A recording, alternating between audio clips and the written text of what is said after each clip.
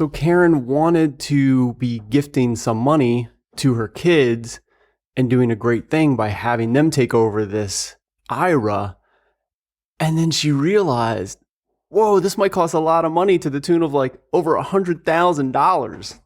Hey, Matt Robison with Mike Morton, Financial Life Planning, and that's what we're going to get into today. This story that kind of kicked off a question for Mike and for me of what do you do when you're trying with the best of intentions to do a little bit of planning, a little bit of future planning, and you realize you might be doing it a little bit wrong in a very catastrophic way. So Mike, you were getting a little bit into this story that you encountered with one of your clients. Why don't we back it up here?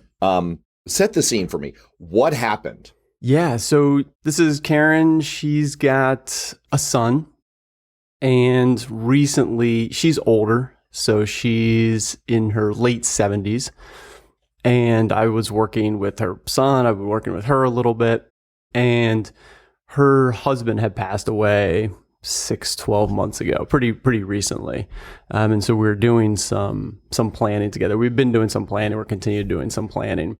And she's got a bunch of moving parts. So this is classic. It's like, oh my gosh, there's different accounts everywhere. You know, the listeners can understand this. We talked about it. Hey, we got multiple accounts kind of everywhere. What are we doing? Getting organized. And you're trying to do this at the worst time of your life. You've lost your spouse and you're just trying to get a handle on like, what is where and what do I do with it?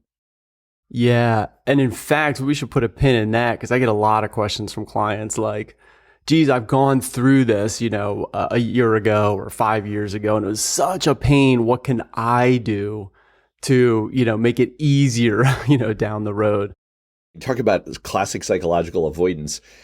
We all hate doing this, right? We hate it so much. Who wants to plan for it? It's like, okay, you're in the middle of a plane crash. You want to be screaming at this decibel level. And it's like, no one wants to do this. It's, by the way, if you do want that experience, watch the movie Sully. It's amazing. It's so great. It's such a good movie. Oh yeah. Like I'm serious. Movie recommendations and also planning for the rest of your life. Okay. So you're going through this really difficult experience with Karen. Yeah. And she's doing great. You know, she's organized. It was not unforeseen, you know, so she's doing a really great job.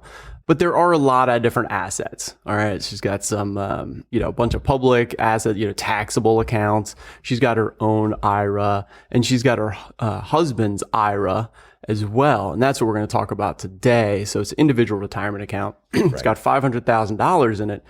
She wants to gift some money to her son during this time. Like, oh, you know, I've got more than I need. I could do some gifting at this time.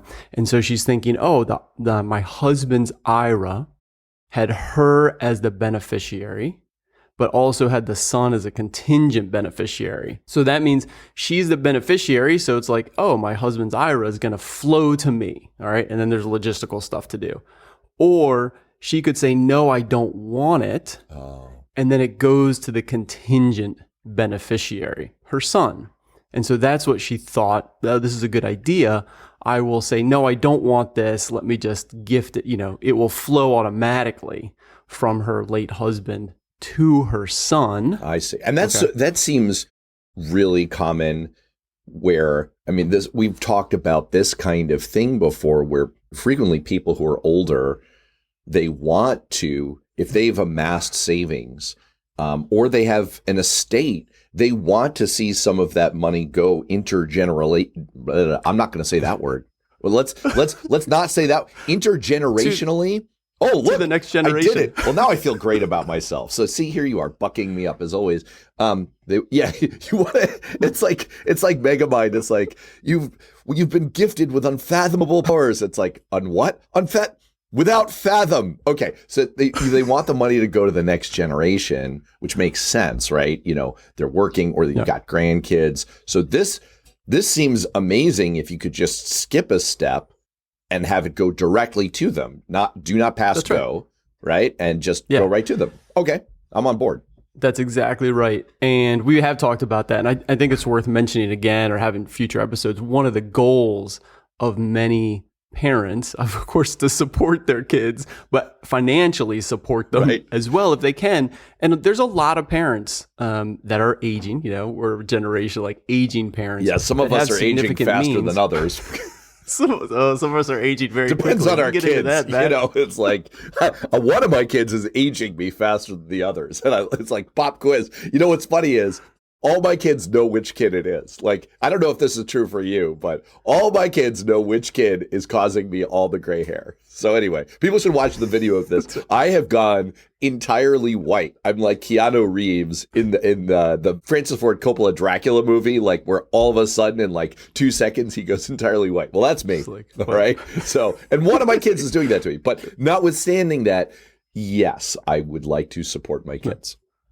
Yeah. And especially at this time when we know expenses are kind of hitting the roof, right? So it's a great time to use money for your adult children in a time that's stressful and financially, harder for them, and at a time that you can still see the money being used. So rather than leaving it at death, like, oh, if you can gift some now, like you get to really support them and have that wonderful relationship. So back to the story.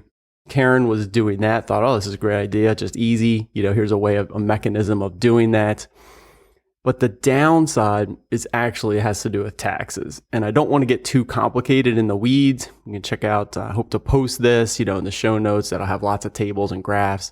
But what happens is in an inherited IRA, so it flows to the son, that'd be great, $500,000.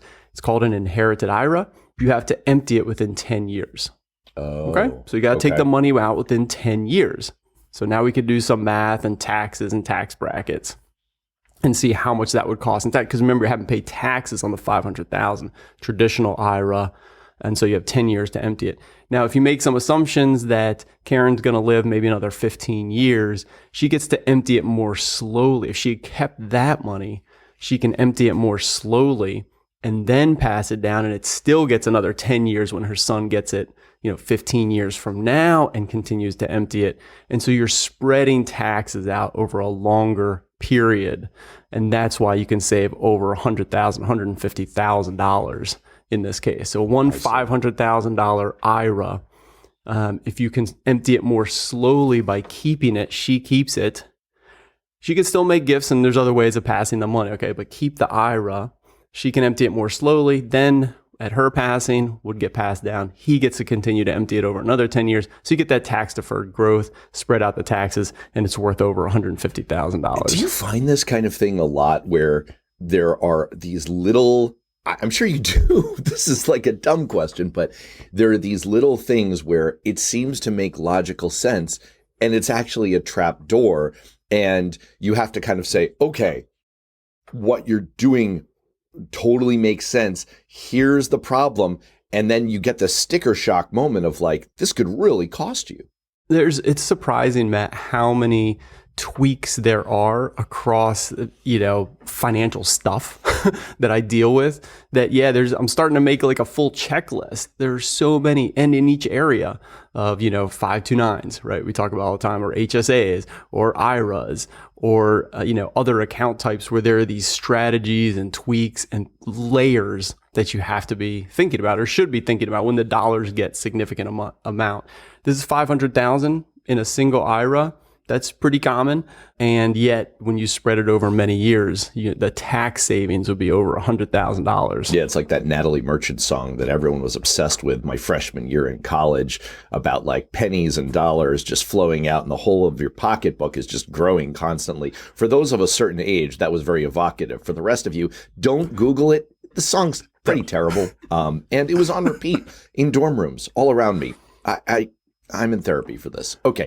Let's talk a little bit about just the retirement and inheritance angle of this, because that's really the focus of the story here. I mean, if you're creating a checklist, we can't possibly cover all of the many trapdoors that are out there, but just focusing in for a second on, you've got IRAs, you've got 401ks, you've got 403bs. Is this a more general problem with the beneficiary of those kinds of accounts? Is that sort of a generalized problem?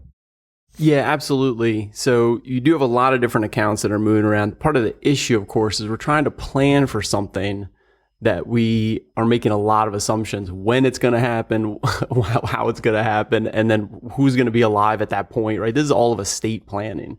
It's like, who do you leave money to? How do you leave it to them? Who's going to be alive? So that's where you write into those estate plan in your will, like, I'm going to leave it 50-50 with my 2 kids, except that they're not alive. It'll flow to their kids in equal measure, so you're trying to predict all these, I know what to family do. dynamics. Just don't list anybody, right? And then they'll figure it out. That usually goes well in families.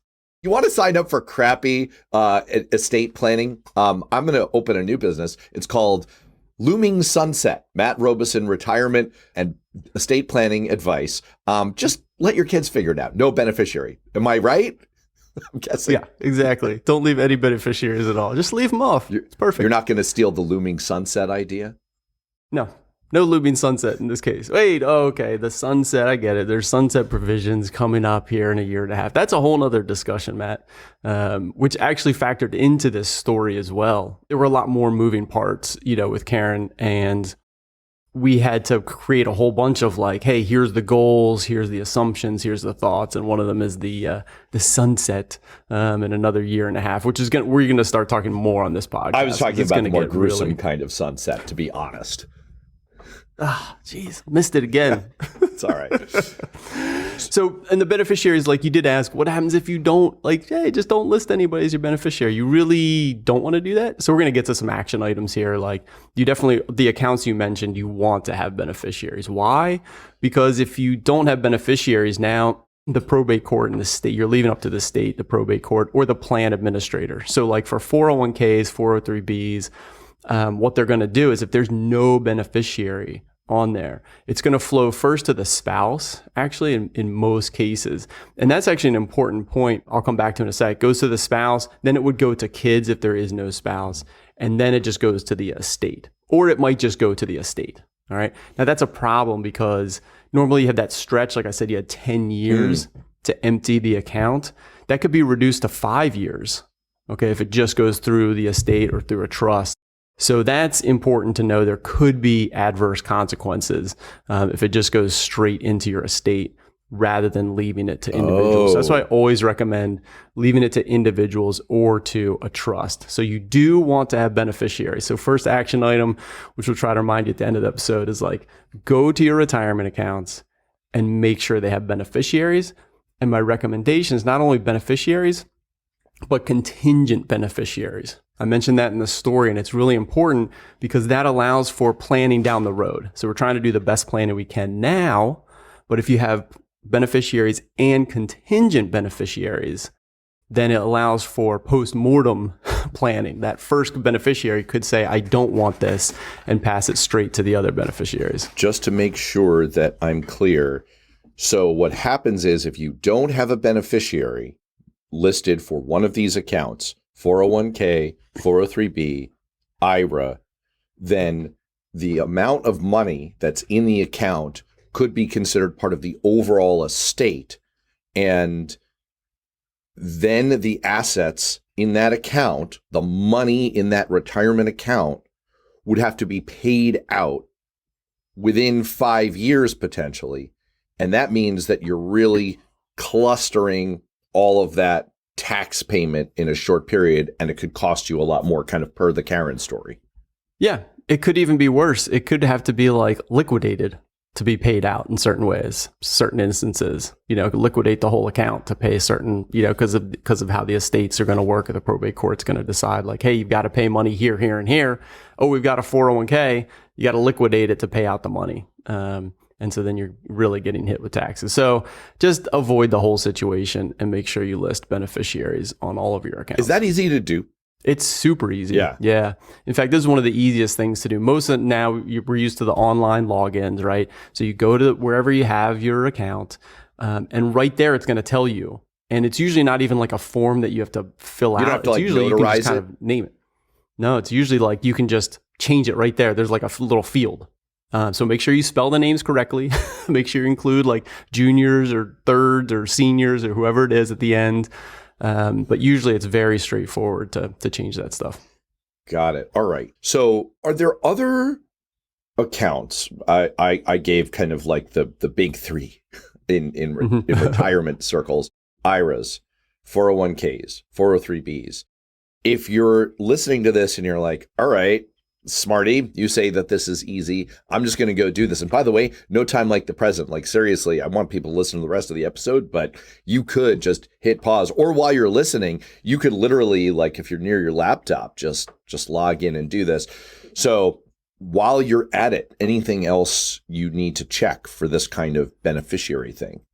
Yeah, well, first of all, check all of your accounts. So that's another action item. Like, make sure, we talked about it before, have a list of all the accounts that you own. That's just good in case something were to happen to you, or good planning, or good to, because usually we'll find something like, oh yeah, I forgot about this long ago account that I have somewhere. That happens. All my clients, Matt, say that, like, oh yeah, and there's this small account somewhere. I got to find the login. I'm not sure where it is. You know, the situation is the worst for me of anyone you've ever worked with or that I know. You know this story, right? You know that I own a small piece of the Empire State Building. This is a true story. My grandfather, oh my gosh, for some reason invested in the Empire State Building, I think before that great ape attack. And I don't know what portion of it, but this is something that was inherited by not my father, but or I think by my father. I don't even really know. And I've got a cousin. It gets worse. I've got a cousin who lives in Mexico who kind of knows the details on this and tried to get me to sign a bunch of documents a few years ago. I got confused. It never happened. And so there's an account somewhere that maybe belongs to me or maybe doesn't. And it entitles me to go in and move into an office in the Empire State Building or something like that. I don't know. Awesome. I own this pane of glass, and it's worth some money. And if I get hit by a bus, it's just going to evaporate. That's right. Your kids will never inherit that brick. You're allowed to go and sign your name on that brick. That's what you're allowed to do. That's the Empire State Building, for people who haven't done tourism in New York, and this is a long gone thing, it used to be the secret best place to go in New York City. I would bring because I grew up in Manhattan, I'd bring all my friends who came to visit. I'd say look, this is the thing to do, because the view was great. It was actually better, before the World Trade Center was destroyed. It was the best view in the city. And in the basement was the Guinness Book of World Records Museum. It was amazing. It was just the best tourist experience imaginable. And, anyway, I own a piece of that. That's awesome. So, all right. So even other accounts, even preliminary before this, you should know what accounts you have. But then you should know what accounts all of them should have a beneficiary. Yes, for the most part. So all your retirement accounts, should have beneficiaries. We mentioned the most popular ones, but there's other ones out there. So just making sure whatever ones you have, if they have beneficiaries, that they're listed. And then a lot of your checking accounts, that would be other popular account, checking, savings, or a joint brokerage. So a lot of those are joint. All right, with you and a partner. And so that's fine. That's going to flow directly to the partner, but they can also have transfer on death or pay on death. So it's like a beneficiary. You can also fill out someone else in there too, a lot of times, for where they could go to. And that's always a good measure, just to, again, make sure that your money is going where you want it to go. What if I was making light of this a moment ago, but this isn't easy for some people to just name a beneficiary? Or, what if you have a couple of kids? You must work with clients who are like, wait, I'm not sure that I'm ready to take this step. What do you do? Yeah. A couple things. First, you do have to put some thought into it. All right. So if it's not simple, oh, I got 2 kids and I'll just split it 50-50. If you're not in that situation where you're trying to working it out, you have to work it out. All right. So you've got to figure this out. Now, a lot of it, if you want to leave money to other places like charities or stuff like that, then, that's where a trust comes in, where you can really you can leave money into the trust, and the trust can have all kinds of provisions. I want 10,000 going here, want 10,000 from my dog, and then, split the rest 50-50 between, my 2 kids. So a trust can do that. And then especially if you got minor kids, you might want to consider a trust. So that there are you can put in age provisions in there and all kinds of stuff. So a trust can be very useful in those, and you can have the beneficiary for these accounts be a trust. Okay, so it flows into the trust. I did want to circle back before I forget on the spouse. I mentioned earlier, your 401ks or IRAs, they're going to flow kind of directly to the spouse if you don't have beneficiary. This is really important for those in partnerships, not like you and Matt, where Matt, our partnership is fantastic. But if you've got, previous partners. Wait, hold on. Are you talking about our podcasting partnership or our actual spouses? All of we the have above, actual Matt. spouses, just so people are clear about this. They are two separate human beings. They also happen to be friends. I mean, which is great. But yeah. It's bizarre. Right. Yes. I meant all of the above. Our partnership, but also with our spouses. Correct. I just thought you were maybe about to list me as a beneficiary, in which case it's spelled ROBI. All right, go on. Exactly. So you want to be aware if you've got previous spouses, if you're divorced, if you've got, other partnership kind of relationships that's not just like, we're a great partnership. You just want to be really aware because they do flow directly to a spouse. And so you want to be specific if you want to go in somewhere else. And then also the other point is, if you and your spouse or partner do agree, like, oh yeah, this is a second marriage, it's great, but I want to leave some money to my, kid, right, from my previous marriage. Cool.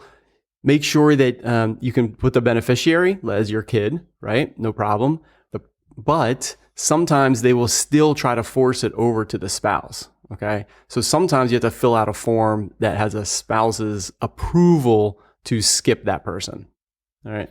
And so just be aware of that is a thing that they do, really look out for the partner or the spouse in this case, and the 401ks, the 403bs. So if you agree want it to go somewhere else, you might want to look for that extra piece of paperwork that gets a spousal approval. Got to admit, it sounds complicated. I mean, it's nice that the naming of the beneficiary is easy. And I'm just realizing that the tricky part is everything that goes before that, which, I mean, look, I maybe I should launch another side business. It's brought to you by the people who created Looming Sunset Estate Planning Services. I'm going to do Shattered Plates Family Therapy Services so that you can work out all these complicated relationships. Shattered Plates. Before you, and it's like, yeah, okay. Right. So you have to know what accounts you have. That's important. You need to make some decisions, and maybe you've had changing family circumstances, life circumstances. You should really check off like, okay, I may have named a beneficiary. Maybe I need to name someone else. Maybe I've never worked this out. So this sounds like kind of both something of a set it and forget it, but you have to check in on it type thing. It doesn't have to be a long exercise. And the critical thing is making sure that you've named beneficiaries on all of these accounts. Yeah. Here's the one takeaway. Just go to your major accounts where there's significant money and make sure there's beneficiaries. Boom. And if that elicits more like, ooh, I'm not sure, or I don't, then you go to steps 2 and 3. But first, just go to your major accounts that have the most money and make sure they have beneficiaries. Well, that does make it sound a lot easier. Or I'm just saying you could hire Shattered Plates Family Therapy or just go services. to Shattered Plates. This is the two of us could do this, man. This would be such a great side hustle. I'm not saying it would be like good for families, but we could do it. Yeah, shatteredplates.com. All right. Check it out. Anything else that people need to be aware of? No, I think this is good. I mean, I think really just that single action item, make sure you get beneficiaries. It's really important. It can save you hundreds of thousands of dollars doing advanced planning, right? But that's, taking it to the next level, which is really critical for some people. But first things first, just make sure you got beneficiaries on those accounts. And then if you realize, hey, yeah, there are a lot of, bigger things here. There is a lot of estate planning type issues. And then you got to take some more steps, from there. Sounds great. Well, while you're at it, if anybody finds my piece of the Empire State Building out there, just drop me a line, will you? All right. That'll take it to the end for us. For Mike, I'm Matt Robison. We will see you next time. Thanks, Matt. Thanks for joining us on Financial Life Planning. If you like what you heard, please subscribe to and rate the podcast on Apple iTunes or Spotify or wherever you get your podcasts. It makes a massive difference. If you have a comment or question, please email me, mike@mortonfa.com. Until next time, thanks for tuning in. This recording is for informational purposes only and should not be considered for investment advice. Opinions expressed are as of the date of recording. Such opinions are subject to change. I cannot guarantee the accuracy or completeness of the data presented here.